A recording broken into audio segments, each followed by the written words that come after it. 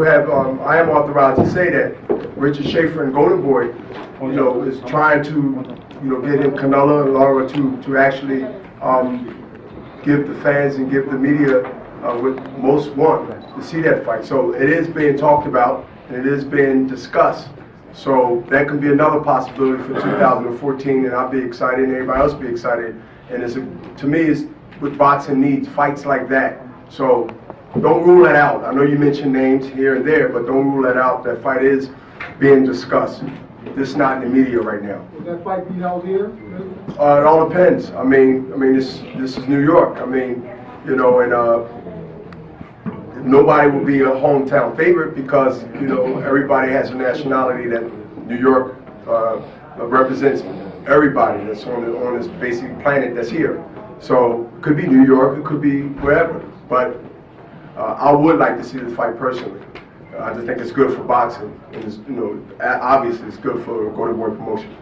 Is the deciding factor to make that fight still dependent on what Miguel Cotto decides to do?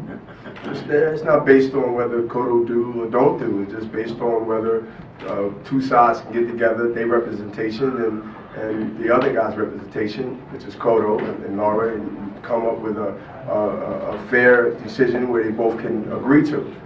It's all about negotiations. You know how this goes. So whether Cotto, you know, he's not like a situation where if Cotto don't do this, it won't happen. If he does this, it will happen. I mean, it's not that there's, you know, plain black and white. So it all depends. It's all negotiations, all what's best for each guy to understand what's best for them, and hopefully what's best for them to fight the best. And fighting the best is those two names I just mentioned, Canelo and Lara. Any more questions? All right, let me bring up a guy a champion rather, that showed excellent grit, smarts, and determination to win the title. And when I said earlier to people about this young man coming up, he's the present. It's what boxing needs to hold up the tradition of great fights in this division. Let me bring up Mr. Porter, champion. Congratulations, come on up.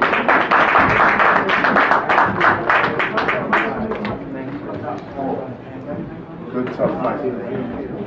Good tough fight.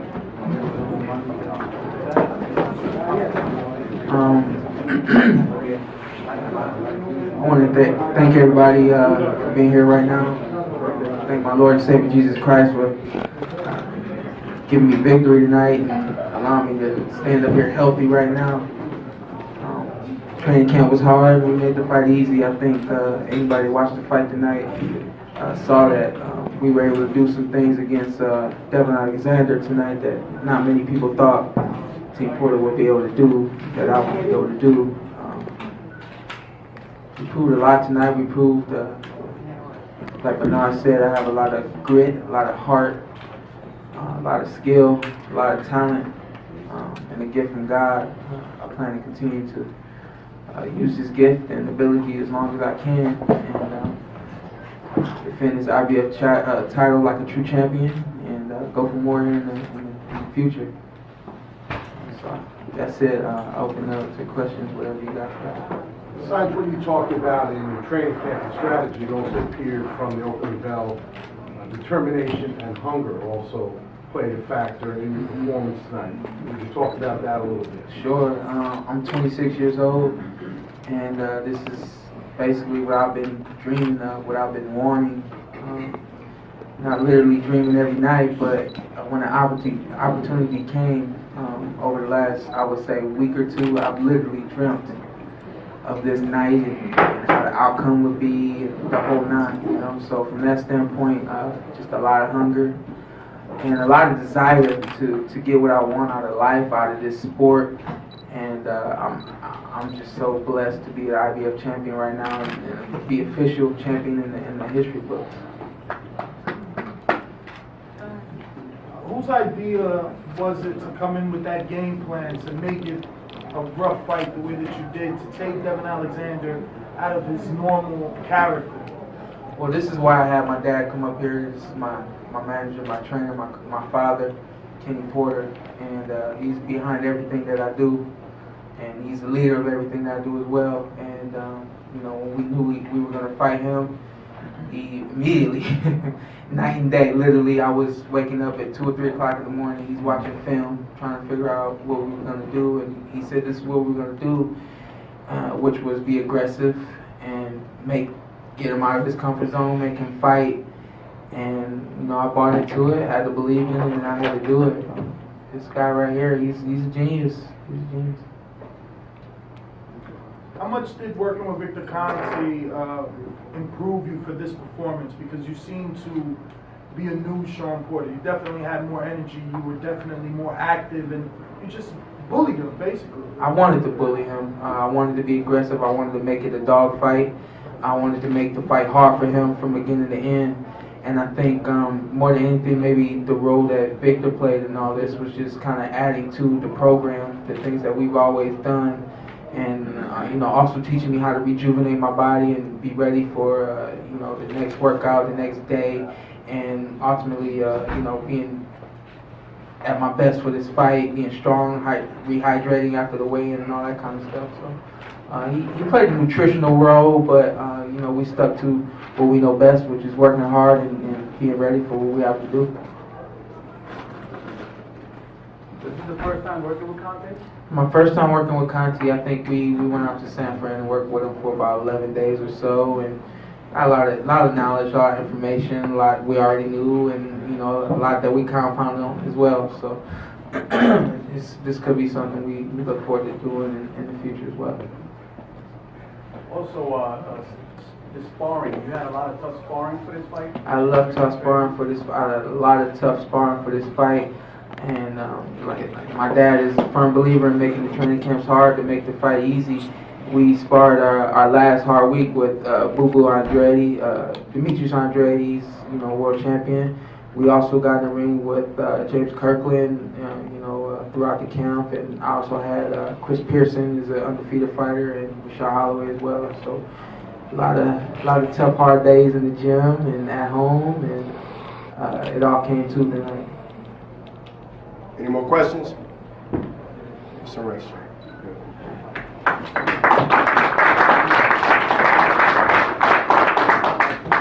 Devin Alexander, of course, was in a tough fight. He had to get, checked out, went to the hospital.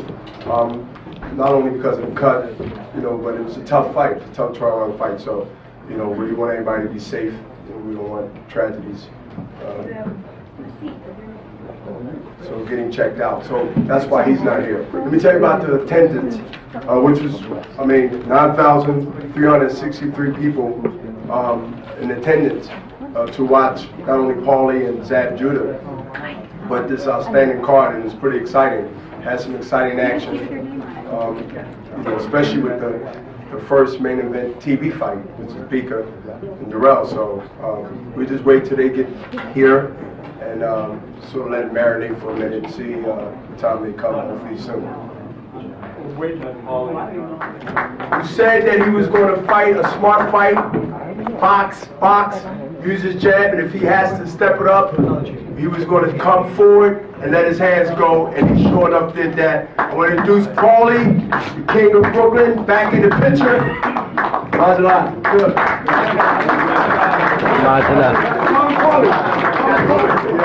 I always mess up his name, so don't worry about it. Where's Eric? I don't even know what to say. First I gotta, sorry to cut you off. Gotta give you this Spencer Hurst jersey. Thank you.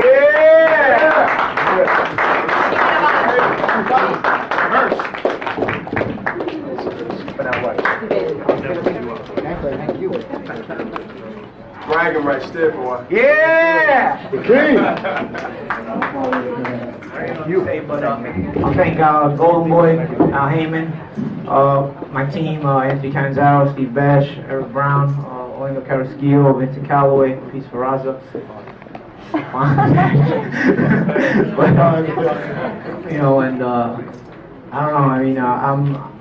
And I'm happy, I'm looking forward to big fights. I want the winner of next week's fight with that bitch ass Adrian, bro. All the wins that fight. I definitely want to shout because, you know, in my opinion, they're fighting for a title that belongs to me. I don't believe I should have lost that fight. Adrian took the title as they gave it to him, and so now he gets to defend it. So, you know, I deserve a shot at my old title back. So for starters, I would definitely be interested in the winner of that fight. Plan on working it. Hopefully, I get these stitches out before then. You know, but I know I'm not usually at a loss for words, but I don't know what else, how much more there is to say. You know, this wasn't a real trash talking kind of promotion, so you know, it was good to get the win, but at the same time, it was you know, it was bittersweet because, you know, Zab Judah was a guy that I looked up to for a lot of years. You have many boxing heroes growing up, you know, people that you look up to on the way up, you know, you have your peers, you have people you see in the gym, you know, you have Junior Jones in there, who used to kick my ass every day in Gleason's gym when I first started, you know, but, you know, guys like that, you know, you always look up to the elder statesmen, and so Zab was, you know, he's still active. Obviously, we had to fight, but he was still one of the other statesmen that I looked up to. So the win was bittersweet, but it was good. It felt good to get the win. It felt good to win the Battle of Brooklyn, and it felt good to have these bragging rights and to move on to bigger, better things. You know, and that's it. What's up, man? What did you think about the judges? I didn't hear the scorecards. I didn't even. What were the scorecards? Oh, you know, I was just. You've had the last two fights you've had here. You were very complaining. I mean, I don't think you could get this. I don't think you could get this one wrong. I mean, I don't. You know, I think it was pretty clear I won the fight. So, I mean, I'll admit the Broner fight was close. You know, so you know, I mean, but I still felt I won it. I mean, if you couldn't have scored this fight for me, then you need to be walking with one of those canes with the red color on the end of it, you know? So I mean, there was really nothing to say about the judges for this fight, you know? But, so, Congratulations. Oh, thanks. Congratulations, Paulie. If you don't get a shot to win your old belt back against the winner of the fight between Adrian and Maidana next week, you have a very deep weight class. Golden Boy promotes many of the top fighters in that division. Sean Porter won a title tonight. There's other guys. What would you like to do if you can't get that fight? Whoever brings the most money is money to me. I've been doing this too long. I just, you know, I want the opponents to bring big fights and money to the table. Well, who do you think that is? I don't know. I mean, the welterweight, you said it yourself, the welterweight division is pretty stacked. So, you know, there's a lot of big names with a lot of potential there, you know? I'm one of them, but you know, you can mix and match the welterweight division and make a lot of money. You know, I think it's probably the most talent-stacked division in boxing right now. So, you know, I mean, my personal preference is the winner of the Broner Maidana fight. But you know, we get a big fight or a title fight or a big money fight, I won't be complaining. You know, so I know I got a good team behind me now. So, you know, I've now that I'm fully back, willing to fight again. You know, after the Broner fight, I wasn't really convinced I wanted to do this again. You know, I told my guys, you know, I'm not sure I'm gonna fight again. So now, you know, with a win like this, obviously, it's kind of full steam ahead, and you know, I'm looking to see who's out there in the welterweight division that I can make some match with and make some money and continue to, you know, show that I'm still a world-class fighter even at my age. Paulie, congratulations. Paulie, is this your biggest victory to date? No, it's not my biggest victory, but it's a satisfying win. You know, I've had some good wins in my career. You know, a lot of times I've been with my back to the wall, and as far as my life expectancy at a world-class level has kind of been questioned. And there's big fights where I go into these fights and I need to win in order to remain at a world-class level. And I kind of always, you know, when my back is to the wall, I perform. You know, I've been in these kind of situations before where, I mean, realistically, I lost the Broner fight competitively, but 2 losses in a row would have kind of eliminated me from world-class, from the, you know, the names where people would mention the welterweights on a world-class level. You know, so I kind of had to get this win to maintain that world-class status publicly, in the public opinion at least. I've had wins like this before. I don't know, you know, I end up with my back to the wall where, you know, you're fighting for your life at a high level, and I won. You know, I mean, I remember the Juan Diaz fights, the Zinchenko fight, even the one more do fight. I mean, I had lost to Cotto the year before. I mean, I was getting another title fight a year later. If I would have lost that title fight, I don't think I would have got another title fight until I was like 30 years old. You know, at that time I was 26, so you know, I knew it was a back to the wall kind of fight there too. You know, so. You know, I kind of relish the pressure. I live for it. You know, I love big fights. You know, it's like I said, the win is bittersweet, but because it was Zab tonight. But I live for that pressure moment. You know, being a professional athlete and getting to perform on this kind of stage when the pressure's on you. You know, when you're going to sleep at night and you're thinking about, you know, everything's on the line here. You know, and you got to perform, and then you do it. You know, it feels good. Congrats, Paulie and Team Malignaggi. 2 questions. One, did Zab bring what you expected him to bring, or maybe a little bit less? Did you maybe expect to see combos that never came, number 1, and then number 2, can you give us a technical assessment of what you did to get this win? I felt Zab doesn't fight well going backwards. He's a big puncher. We all know he's a big puncher, a pretty good puncher. But he's a big puncher when he gets his forward momentum going. You know, you put Zab on his back foot, he's not punching as hard, he's not punching as confidently. So I felt like if I get that head movement, keep him missing, keep him guessing on which way I'm going, and keep throwing those sharp counters when he does want to get off, it'll make him hesitant. So I got that rhythm going from round 1, and you know, I never looked back. Even in round 12, I knew he was going to come for the knockout. I said, if I can get on my bike right now, and I can try to survive this and still win the round. But that might put me at risk. It's going to put him on his front foot, and he's going to, you know, he may be able to land a lucky shot. So, you know, I said, you know what, I'm going to try to keep backing him up here around 12. I'm going to hold my ground. I'm confident in my head movement. By that point, I was also confident in the radar I had on his offense. And I kind of stood my ground around 12 too, you know, just to eliminate the possibility of him being able to load up a big shot the way he wanted to. And so, you know, the game plan worked perfectly. We had a great camp. I mean, my trainers, man, you know, they worked my ass off, man. Because I was out of shape when this camp started. Because like I said, I didn't think I was fighting yet. I mean, I was totally out of shape. I mean, I started with, I brought back, yeah, you're right, X. I brought back Orlando Carrasquillo on the pads. He was, I worked with him in the amateurs. And my trainers, Eric Brown, the head trainer, and Vincent Calloway came, conditioning coach, you know, from LA. And you know, we got the ball rolling, and man, it was a great camp. I mean, we put in a lot of hard work every day, dedication, and you know, we got the job done. Can you quickly explain how, for someone who doesn't understand, how someone who doesn't have incredible pop can keep someone backing up like you made him back up? How do you do that? You get hit with shots you don't see coming. You get hit with shots you don't see coming, and they're sharp. You know, you don't. Gloves are 8 ounces, man. I mean, whether somebody can punch or not, the grown man hits you with 8-ounce gloves. Like, you know, the media's a funny. You know, the people in the media are funny when they talk about punching power, non-punching power. I'll put everybody in this room for a round with me with 8-ounce gloves, and I'll knock every single one of you out. Every single one, less than a round. Every single one. Hold up now, Paulie. Hold up. Well, not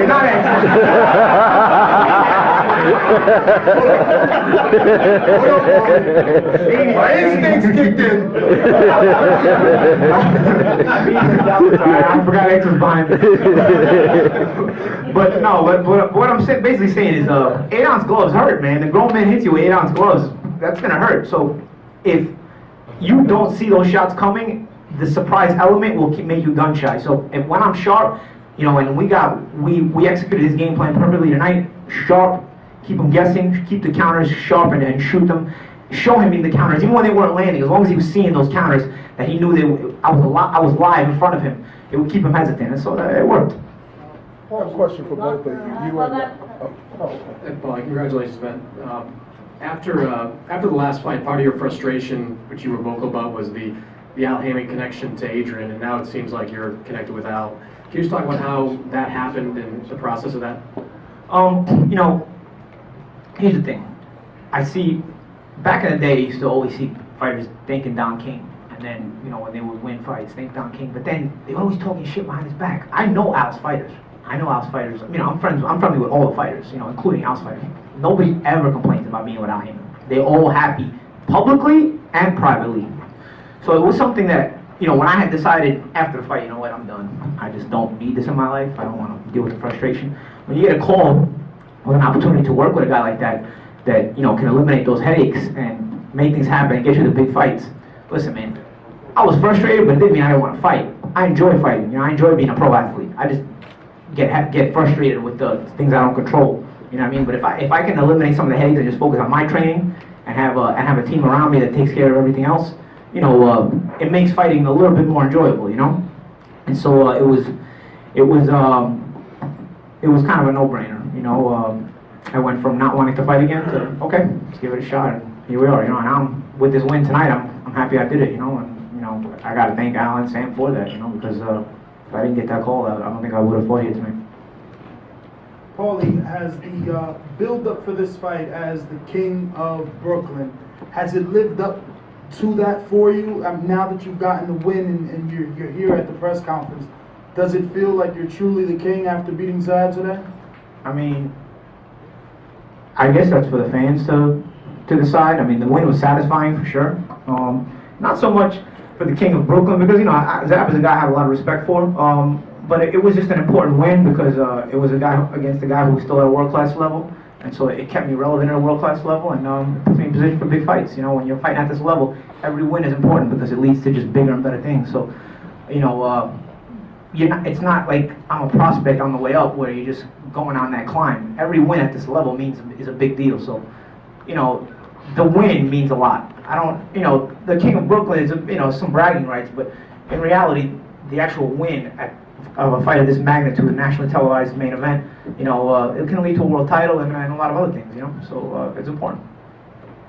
Hey, Paulie, when Excuse me, you know what Paulie just said, and it's important, I'll say this in front of everybody. Tom Hauser and I was talking, and I said, who do you think about Zab Judah and Paulie? I've seen Paulie come up since he was a kid. I don't want to see him fight anymore. I'm going on a sub in Brooklyn and I'm going home. My lips to God's ear.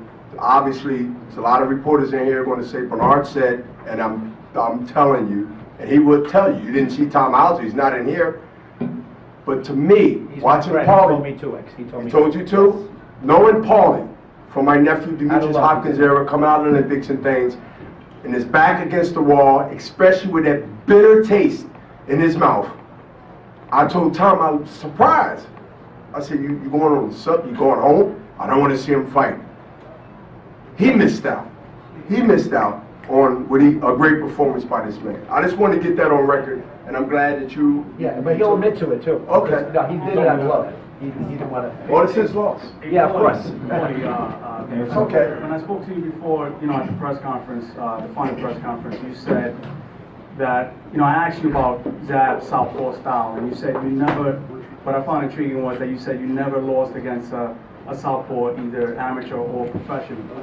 Now, there's something you said that you wasn't going to give it away because he was having his fight coming up. So you said that there's something you do against southpaws that makes you successful against them. I adjust my stance a little bit with southpaws. It kind of eliminates their left hand. You know, I stand a little bit more in a straight line as opposed to, like with a right-hander, I'm a little more squared off. You know, you never totally square up with a left-hander. I try to keep, I'm almost at a straight line. And it actually started happening when I hurt my right hand. I started standing like that even against right-handers because I couldn't throw the right hand anyway, so I tried to make myself as small a target as possible. Then, you know, I started to realize southpaws couldn't land a left hand because I was almost in a direct line. I would just have to make small moves and they would miss the left hand totally. So it's just a small adjustment that you know makes me not take any left hands or rarely any left hands. You know, and if you take away a southpaw's left hand, you know, you have the battle you won already. You know, so obviously there's reflexes involved and my jab is, you know, still has to work, but you know, that was just a small adjustment I make. I just adjust my stance a little bit with southpaws. Paulie, did the stance have something to do with the knockdown also? You know, it's funny. The knockdown was just my leg was on the inside of his. So you know, when you're fighting a southpaw, you're trying to spin out a lot of times. And I literally, when he threw that left hand, I made this move to get out, and I was trying to finish spinning out the other way, but his foot was on the outside of mine. So as I spun out, yeah, the left hand touched me, but it grazed me. The reason I fell was because of his foot being in the way. So as I was spinning, his foot was in the way. So I fell, I tripped over his foot. It's something that happens. But you know, it was a punch didn't land. So I guess you gotta call it a knockdown. But But I was not hurt at all. I mean, it was legitimately, like, I was actually mad because I was like, man, I just had started off on the right foot with that good first round, and now I just gave him a 10 round. So, you know, I was mad. I was frustrated about that, but, you know, I got back on my focus, and, you know, I kept sticking to the plan. Let's take one more question, and that's it, and then get some rest. Could you, What do you got? Got the microphone? Paulie, first, congratulations on the masterful performance. Picking up on where you just left off, what was your thought process after that quote knockdown? Shit, I just gave him a 10-8 round, man. Yeah, I got won the first round, and now he just took the lead on the cards because now he's gonna get a 2-point round. On top of that, I felt like I did a good job taking away all the confidence from him in round 1. I felt like he ended round 1, and he knew, like, shit, this is a tough fight. And I wanted to keep working and breaking him mentally off that. And now with a knockdown, there was a possibility that, man, this guy might gain some confidence, and, you know, this fight could get tough. But, you know, I stayed focused, as I said, stick to the plan, and, you know, see how he comes out. You know, I was very confident in my ability to read his offense and counter and shoot the sharp counters. Even if they didn't land, the fact that I would kept shooting them out off his jab and off whatever he was doing. Some landed, some didn't, but it kept them domesticated, so to speak, and so that worked. One more. There you go. Hi, Paulie. I noticed that during the fight, there were times where you and Zab exchanged a few words during the action. Do you remember any things that you said, particularly there was an exchange at the end of round 9, I think, where you guys started talking back and forth. Do you remember anything that you said? Yeah, he was just saying Brooklyn or something, like trying to pump himself up, or Brownsville or something, pump himself up. And then a couple of times we were talking about the fouls. Like he was saying, like, you know, when I would push him down, he would complain, and I'd be like, yo, don't come in with your head, or you know, I got headbutted, and, you know, we were just complaining to each other about the fouls. And then I think when I clipped him one time, and he said it didn't hurt, and I was like, that's all right. I was like, your knockdown wasn't a knockdown either. So it was just like trash talking, but it wasn't anything serious. All right, y'all. Thank y'all. We're done. Get some rest. Yeah!